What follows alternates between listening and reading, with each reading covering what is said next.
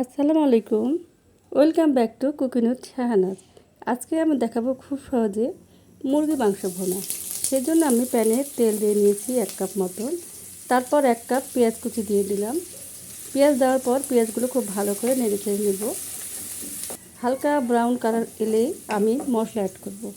এখানে আমি দারুচিনি, এলাচ, তেজপাতা দিয়েছি।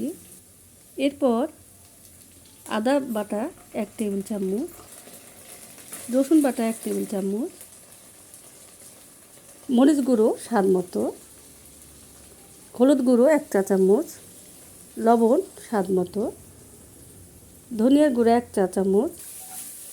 মশলাগুলো দিয়ে ভালো করে নেড়েচেড়ে একটু পানি দিয়ে ভুনে নেব, তা না হলে মশলাগুলো পুড়ে যাবে। আগে থেকে কেটে ধুয়ে রাখা মাংসগুলো দিয়ে দিব এখন, দিয়ে ভালো করে নাড়াচাড়া করে নিব। বেশ ভালো করে নাড়াচাড়া করার পর কিছুক্ষণ পর 2টো আলু অ্যাড করব ওর সাথে। আলুগুলো দিয়ে ভালো করে কষিয়ে নেব। কষানোর পর মাংস হয়ে গেছে দেখুন। এখন আমি 1 চা চামচ জিরা গুঁড়ো, 1 চা চামচ গরম মশলা গুঁড়ো দিয়ে দিব। তারপরে খুব ভালো করে নাড়াচাড়া করে কিছুক্ষণ ঢেকে রাখবো। এই যে দেখুন কি সুন্দর হয়ে গেছে আমার মাংস। কি সুন্দর স্মেল বেরোচ্ছে। তা আপনারা পাচ্ছেন না, আমি পাচ্ছি। আপনাদের তো খাওয়াতে পারলাম না। ভালো থাকবেন, সুস্থ থাকবেন। আল্লাহ হাফেজ।